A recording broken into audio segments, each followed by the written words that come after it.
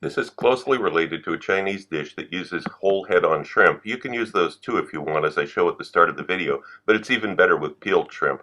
There are two steps to this recipe, and once you finish the first part, you can keep everything ready to go for hours until the guests arrive, and then finish up the dish in under 5 minutes, which also makes it perfect for restaurant service, of course. The first decision you need to make is what kind of shrimp you're going to use. These whole shell-on, head-on shrimp are the traditional type. They do have more shrimp flavor to them. They're packed with shrimp flavor. The problem is that they are going to be chewy no matter what you do to them, and you're going to have little bits of shrimp shell stuck between your teeth when you eat them. It's really unpleasant for me. Some people don't mind it. Some people like it. They like that texture. So, you know, it's up to you. I didn't grow up eating this kind of shrimp.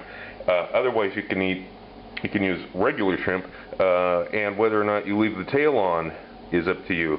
The tail will obviously add some crunch factor too. Again, traditional to have the shrimp with the heads and the tails and everything. This is kind of a happy medium to me. You can have it this way, and then if the person eating it really doesn't like that shell, they can still hold it by the tail and bite off the rest of it. So in a restaurant, I would probably make it this way unless it was a Chinese restaurant, and then people are going to expect it the other way. I'm just doing a few here just to show you. The next step is you dust them in an excess of cornstarch. Not really dust them, you just put them in a bowl with more cornstarch than they could possibly absorb, and let them sit like this for a few minutes. This is after you've dried them, of course. The oil has to get hot, and we're going to first deep fry these.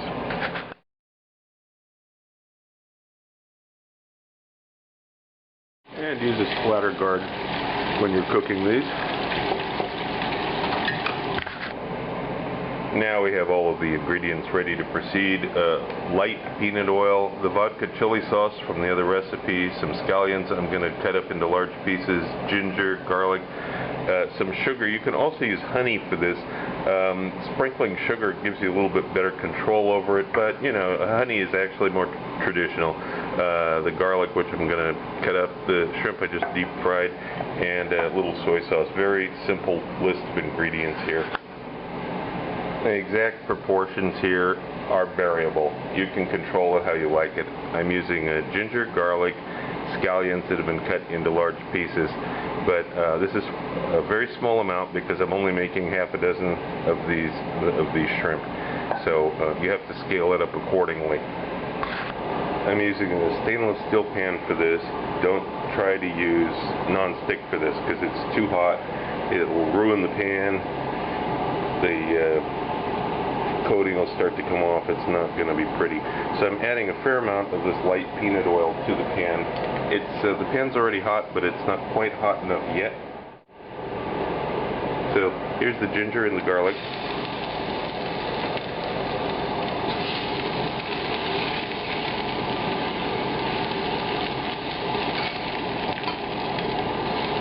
I cook this for about 30 seconds to a minute, something like that.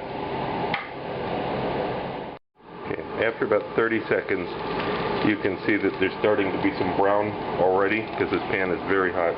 So the shrimp are going to go in next, followed by chopped scallion.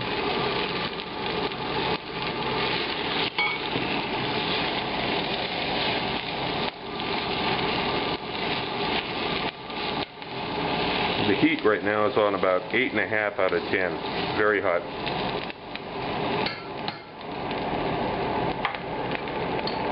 Now I'm going to add a little bit of this vodka chili sauce on top, directly on top of each shrimp.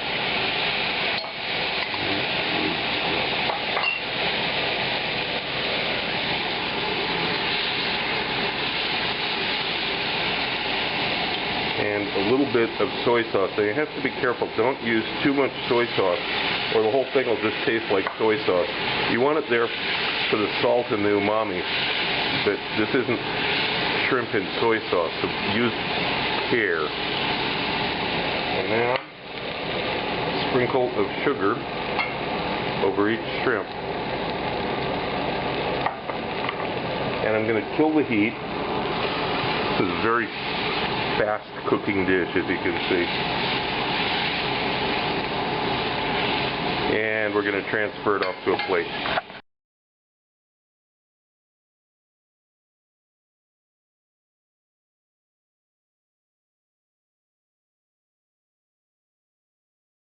I'm very pleased to announce the release of Volume 3, The Focus on Food Chemistry.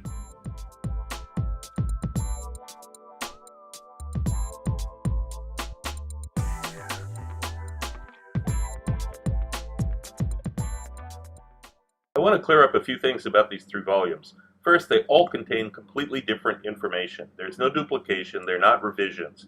When I wrote Volume 1, I had 2.5 years of YouTube videos to cover. People had been asking me for the printed list of ingredients for all of those dishes, and so I obliged. There are recipes with stepwise directions and many tips offered throughout, as well as an extensive history of Russian cuisine over the last 1,000 years, but Volume 1 is very different from Volume 2 and 3. In Volumes 2 and 3, I only had about 9 months of YouTube recipes to cover in each, so I was able to provide stepwise directions for everything. In Volume 2, I included a lot of additional information about cooking and some simple examples of flavor chemistry to set the stage for Volume 3. While Volume 2 hopefully got you thinking about some of the processes that go on in cooking and how flavors are expressed and sensed at the molecular level, the topic was painted with pretty broad strokes to make it easy to digest, pun intended. Volume 3 is a milestone of the series, in which I've included an entire introductory course in food chemistry, which is why Volume 3 is about 70 pages longer than Volume 2. If you just want the recipes, that's okay too. You don't have to read the first few chapters. But if you've ever been curious about what influences tastes and flavors and the rationale for deciding cooking times and temperatures and why things taste different when they're combined in different ways, this book will answer many of those questions. It also paves the way for Volume 4, which will be next year.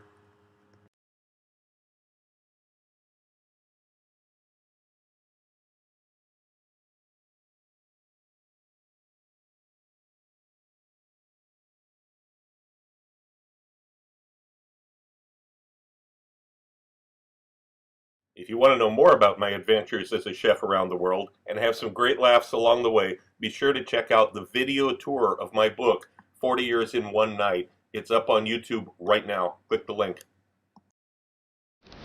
Also look for my cocktail book, Cocktails of the South Pacific and Beyond, Advanced Mixology, available through Amazon online.